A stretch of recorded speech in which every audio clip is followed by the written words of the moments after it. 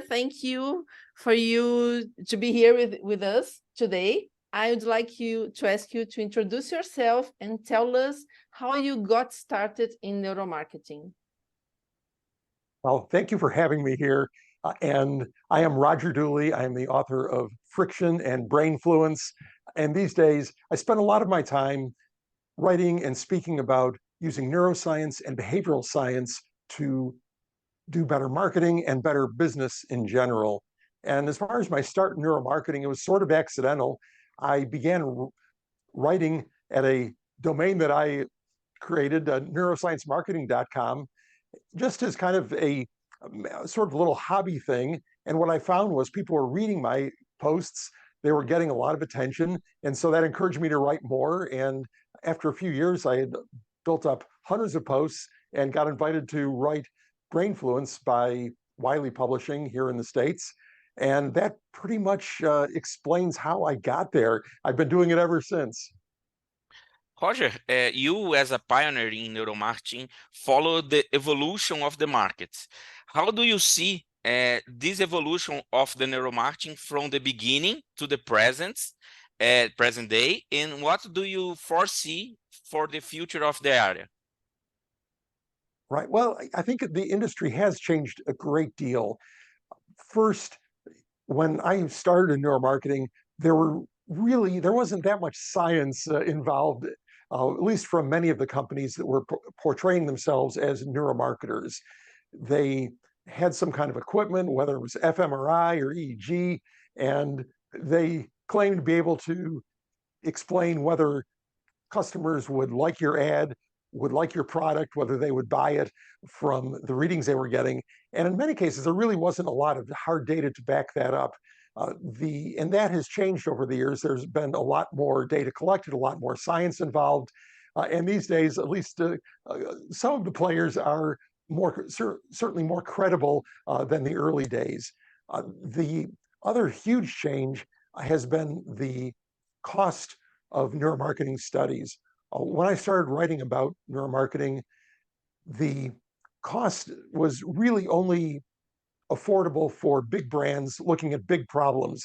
If BMW was going to run a massive ad campaign, if Coca-Cola was going to create an ad for the Super Bowl, they could afford to run neuromarketing studies because they'd be spending millions and millions of dollars on the campaign. And so spending some tens of thousands of dollars or $100,000 on a neuromarketing study was an acceptable expense. But for most companies, they couldn't afford to spend that. And even for a large ad campaign, much less looking at smaller problems. What image should I put on my website? Which of these three headlines is going to get the most attention, and so on. But over the years, there have been new tools developed, particularly during the pandemic when lab testing was almost impossible for a while. It was very difficult for the traditional neuromarketing companies to bring people into their laboratory, wire them up, expose them to content, and then measure their responses. And so that gave a boost to companies that were doing things like studies using webcams, device cams to gauge facial expressions, do eye tracking with those device cams, and which is much more affordable, lets you have much larger sample sizes and get you much quicker responses compared to bringing people into a laboratory. If you want, say, to test 50 or 100 people or even many more, it's pretty easy to do when all you need is somebody with an appropriate app and device compared to trying to recruit subjects and bring them into a laboratory. The latest trend that I find pretty exciting is using smartwatch devices or fitness devices, and again, a simple app for Apple and Android to conduct neuromarketing studies, where all you need is a person who's willing to do this with the device on their wrist, which they already have, and their phone, which they already have. And the really good thing about that is the whole process of being part of a neuromarketing study becomes transparent. It fades into the background. For a while, there were companies that would do remote tests, say in a supermarket or some kind of real world environment, by putting a big EEG cap on people and having a belt pack that would transmit the data. that's not a bad thing, but it's pretty obvious to the person doing it that it's not a normal situation where and also everybody around them, if there are other people, are going to react with some of these new tools. People simply forget they're part of study. You can have people install the app and turn their watch on if they're going into, say, an event, a speech, a training session or something. In fact, the big consulting company Accenture uses that for evaluating trainers. In training, they will equip a few people going into a training session with that device and that app, and then see how is the trainer doing? Are they keeping the people engaged? Do they feel psychologically safe? And they can use that to inform their decisions, whether they need to change the trainer, the content, maybe do some training of the trainer and so on. So to me, what's really great is the cost has come way down. In fact, one of the interesting uses of artificial intelligence, and this is really before the whole ChatGPT and generative artificial intelligence became such a prominent thing a few months ago, but eye tracking has typically involved either bringing subjects into a laboratory using expensive eye tracking equipment or using device cams, as I mentioned. But now, by training AI on thousands and thousands of completed eye tracking studies, you can conduct effectively an eye tracking study without involving any real humans. There are several companies that offer this service. They claim that their AI model for eye tracking is 90 or even 95% accurate compared to human eye tracking when they back tested it against human eye tracking results. So to me, this is all very exciting because now any size company can afford to do neuromarketing studies and use them even for relatively small problems. Roger, you use some concepts in your classes, books, and lectures that are fundamental for the understanding and application of neuromarketing in the daily life of companies.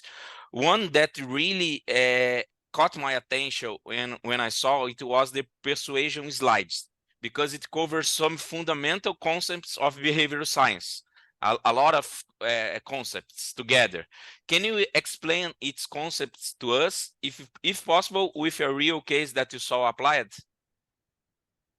Well, let me just explain it in terms of any type of e-commerce conversion activity. Okay, in other words, a customer comes to your e-commerce website with the intention maybe of buying something.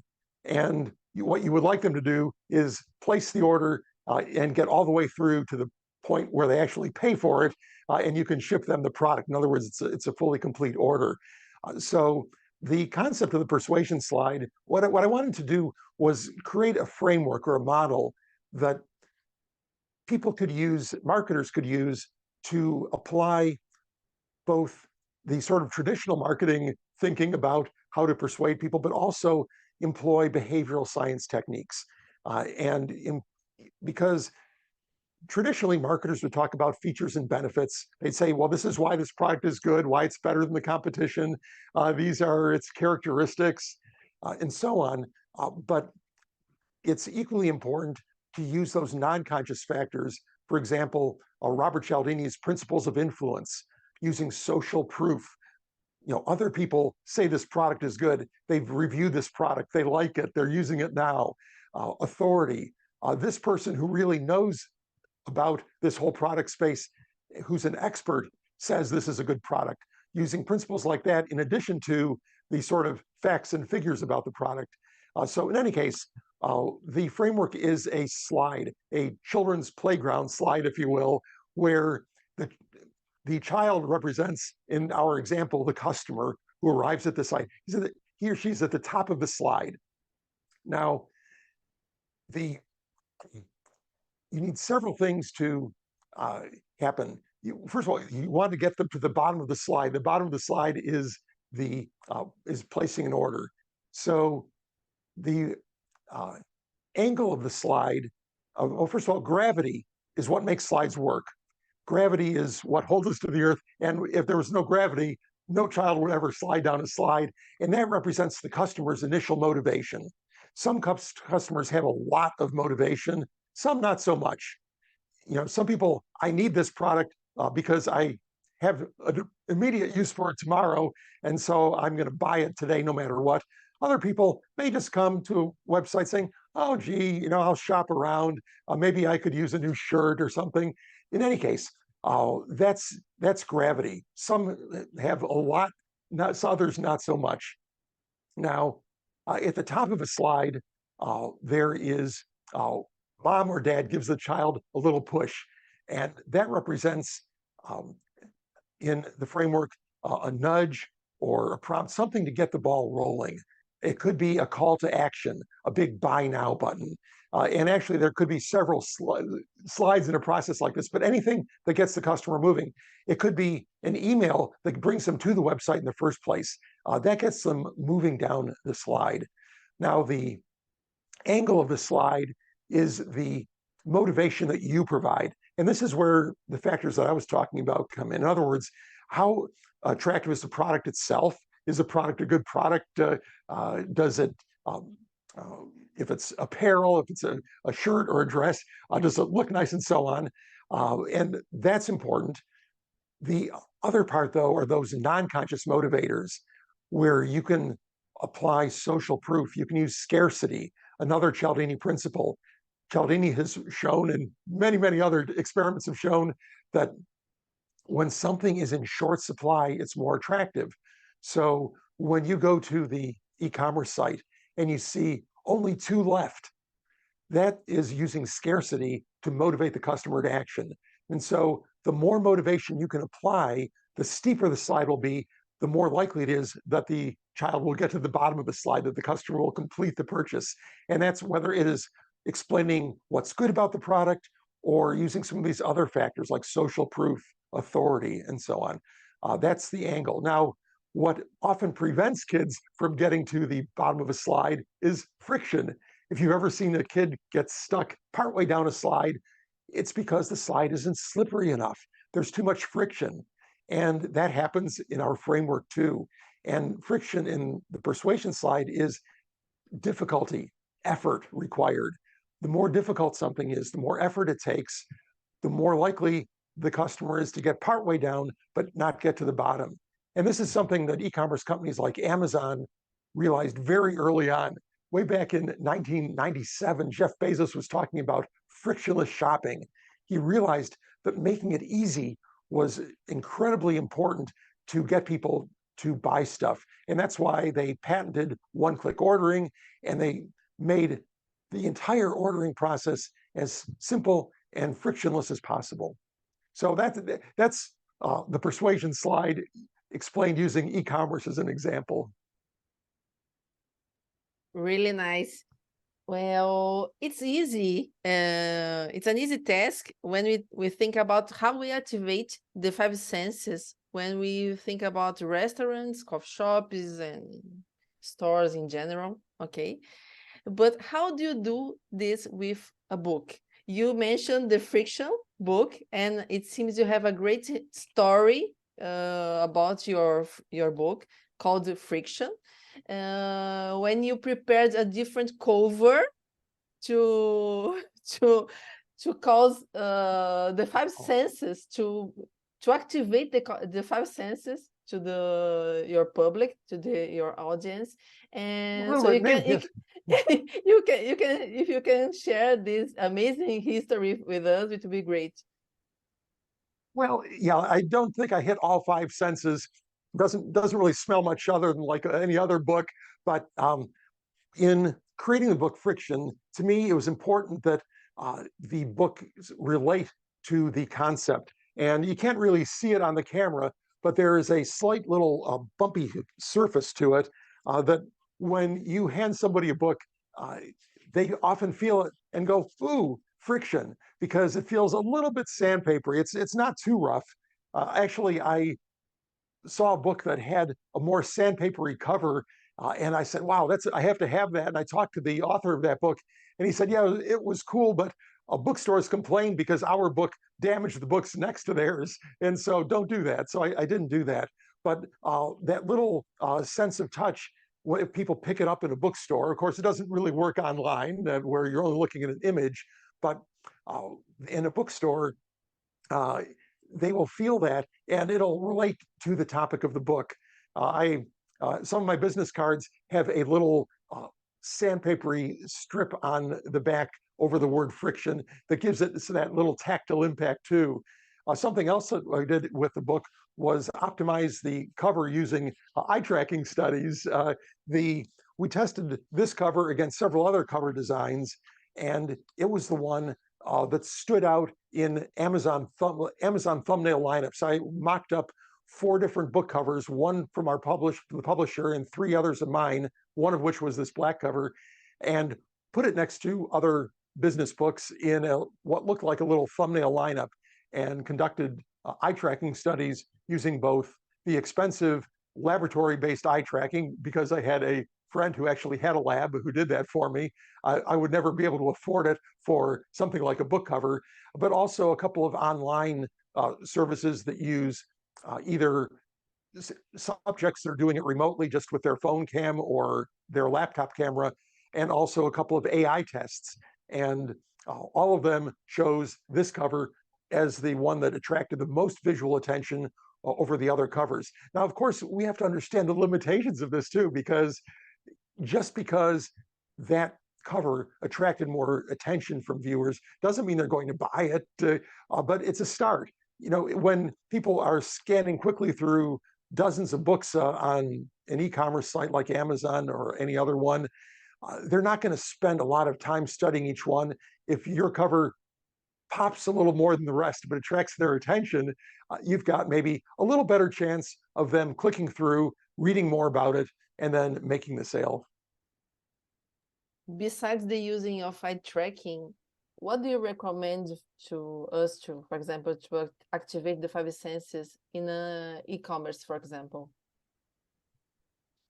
Well, it's a little bit tough, because when you're only working with a website, we don't yet have cameras that can transmit every sense, like smell and taste Not yet. Maybe not someday yet. we will. But nevertheless, I think that the more you can make the item look tangible, using good photography, good imagery, anything that could perhaps even invoke a photo of something that might invoke some other senses, something that people would identify as being related to a smell or a taste, depending if it's appropriate for the product, of course, anything like that. And then also using words that invoke some of these senses. In other words, there's one one study that looked at how restaurants describe their foods. And what they found was that instead of simply saying tomatoes, if you talk about vine-ripened tomatoes or other words that make the product itself sound more tangible, more sensory, then that people prefer that product. They used various menu type tests to let people choose products, and using these sensory adjectives, things that somehow would evoke other senses, even just using the word, those products got more attention and were chosen more often. And I should add, that work was done by a researcher named Brian Wansink. Some of his work was later questioned. He and his grad students pushed the limits on some of the tests. So I haven't checked to see whether that particular research was affected by some of the replication issues. But to me, it made absolute sense. And to me, I think it's a great idea. And in fact, if you look, most large companies who have big marketing budgets and who can study these things use those adjectives that are vivid, they're sensory, sometimes they're nostalgic, they evoke an emotion of nostalgia. In other words, they're not oatmeal cookies, they're grandma's oatmeal cookies, and so on. All of these things can have a subtle impact in people's decision making. Amazing. Well, on your blog, you mentioned there are 3 main types of buyers. Of course, to sell more products and services, we need to understand who they are. Could you explain to us how to sell to these 3 types of buyers? And of course, explain a little bit about that. I'm going to pass on this question because I wrote that post so long ago. I don't think that I could really do it justice off the top of my head. But if we want to talk about that on a future date, we'll do that. Okay. No problem. No problem. Another question. I hope this is an easier one. Okay. Everyone is looking for a formula to increase their business revenue. Okay. You say that we can accomplish that goal in less time than we expect and without spending lots of money. It seems there's a strategy composed of small wins that stack up into produce big gains. Can you explain how it works? Yes, and I think this applies not just to building revenue for business, but it even applies to personal development and many other topics. The concept is trying to make very small improvements, but stacking those improvements. In other words, instead of saying, okay, our website is not converting as many customers as we'd like, so let's completely redesign the website.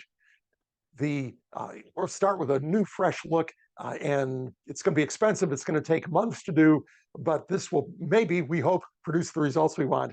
Instead, to just make a lot of very small improvements. In fact, the best example of this is Amazon, where if you ask somebody, when was the last time Amazon redesigned their website? They probably think and say, well, I don't remember them ever redesigning their website. And that's because they have not done major redesigns. Instead, they keep optimizing small elements.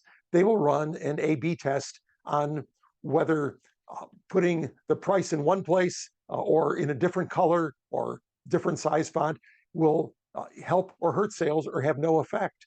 And you can sometimes see these tests running. You'll see something that looks a little bit different than the last time you were there. I remember one time I noticed that instead of describing ebooks as or Kindle books as Kindle books, their ebook, they described it as ebook. In another case, they talked about Audible and audiobooks, and they changed those things, and ultimately they changed one of them but not the other. And what my assumption was, they found that people were so familiar with Kindle that you could talk about the Kindle version rather than the ebook. They knew they had a Kindle reader someplace on their phone or on their computer or tablet or whatever. But Audible was a bit more of a barrier, so they call it an audiobook, where people say, oh, I don't have to, I can listen to this. When you click on audiobook, then it takes you to the Audible version. But to me, that was a great example of something that was almost unnoticeable. I'm sure that almost nobody noticed that. I only noticed it because I was looking at the description on my book, and it's like, oh, well, hey, this is different. And they look at very small changes like that. And this really applies to any part of your business. Instead of trying for the big change, the big new software implementation, if you can keep making things just 1% better or a couple of percent better, and maybe not everything is even going to work, but just those small incremental changes add up over time. And one of the best-selling books in recent memory is James Clear's Atomic Habits. It's been just an incredible year after year bestseller, and that's a key part of his strategy. He goes back to the British cycling team that was not a very good cycling team. They were not likely to win Tour de France or any world events like that, but they got a new coach. And the new coach, instead of focusing on big changes, focused on doing things a little bit better, getting them different pillows that would help them sleep 1% better, little equipment changes that might make that part of the equipment, the tire, just 1% better. And over time, these continuous little improvements added up. And if you look at it from a different standpoint, it's not that dissimilar to the Japanese Kaizen process, which optimizes manufacturing by many small changes. And this is what really led to the tremendous dominance for years, and still very strong, a Japanese automotive industry, where they had gone from relatively poor quality vehicles to the best quality vehicles, all by these small incremental improvements. And I think we can apply those techniques to our marketing and to other areas of business too. Roger, you have a huge experience in neuromarketing. And for the people who are starting working in marketing, people who are still studying and would love to learn neuromarketing, what's your advice to this person, to these people? What would you say? Neuromarketing is the future, is the present, is also it's the past, and you should have studied before. What would you say for these people who are interested in neuromarketing? Well, what I would do is focus less on the use of neuromarketing studies and more on understanding how you can apply behavioral science to make marketing better, because these are tools that be used by companies with no budget. Anybody can use social proof to help market their product, use scarcity, use authority. And those are certainly only a few. Loss aversion. Daniel Kahneman, Nobel Prize winner, uses, he found that loss aversion was really affected many human decision-making processes, and simply expressing the same choice as a loss instead of a gain caused people to choose differently in very significant numbers. So, sometimes if you're marketing, expressing something as a loss may work better. And there are literally hundreds of these things. There are cognitive biases. We've mentioned just a few of them, but there are lots of cognitive biases that affect the way people make decisions. And even as a beginning marketer, it's important to understand these because when you understand them, then you can make your marketing better, even if it's for a project that has a very small budget and you certainly can't afford even inexpensive true neuromarketing studies. Simply employing these principles will make you a more effective marketer. Roger, you commented in the first question that you see a great application of intelligent artificial intelligence in neuromarketing today and going forward, and that is this will make neuromarketing increasingly popular and accessible to a larger number of companies. Talk a little about the importance of using these survey formats to have these small victories that you mentioned and develop marketing stimuli with a ever increasing ROI. Well, I think that the application of AI to marketing is just beginning. Certainly, we're seeing content marketers use it to create content much more quickly. Some of it maybe not very good content, but other smart content marketers are using it as a partner to create ideas, to create rough drafts, to create initial lists that then the skilled content marketer can develop into something very effective. But I think when we talk about neuromarketing, there are certain things that can use AI right now today. And for example, the ChatGPT can apply Cialdini principles. If you say, okay, I have a marketing message, or I'm trying to market this product. Here is my current message. Apply scarcity to this, or come up with 4 different Cialdini principles that could improve this marketing message. And there is no perfect prompt. You may have to play around with it, try different prompts to see what really works for your particular situation. But it will generate ideas for you based on these principles, so that you may not have to understand them in the same way, and also not only understand the principles, but also be creative. It will combine a little bit of that creativity. And I've always found that, at least to date, the various types of AI, generative AI interfaces aren't really high in the creativity index. On the other hand, if you say, come up with 10 headlines, what I found is that probably most of them aren't going to be very good. A couple of them are going to be, okay. And maybe one of them, you could say, well, if I change a word or two, this is actually pretty good. And so using AI in that way to modify your marketing, to incorporate these neuromarketing principles based on cognitive biases, based on Cialdini principles, based on other human decision-making processes. That can be a way that anybody can use it, even today. Roger, we really appreciate your time. We loved to have you here. You know, this podcast is called 30 Minutos de Neuromarketing. It's 30 minutes of neuromarketing in English. And we created this podcast to teach people who are interested in studying neuromarketing for free, with no revenue, and we earn nothing doing this. It's just pure love, okay, for neuromarketing. And so it's really great to have you here. And we'd like you to share your social network and contacts for people who want to follow you, to make any courses with you, to get in touch with you. So feel free to share your social network here with our audience. Well, sure. First, thank you for inviting me, and I appreciate being here, and also that you are doing this to help other people for free without revenue. My own show, which is called Brainfluence, I do the same way. It's not monetized in any way, but I love talking to people that can help me learn and also help my audience members learn.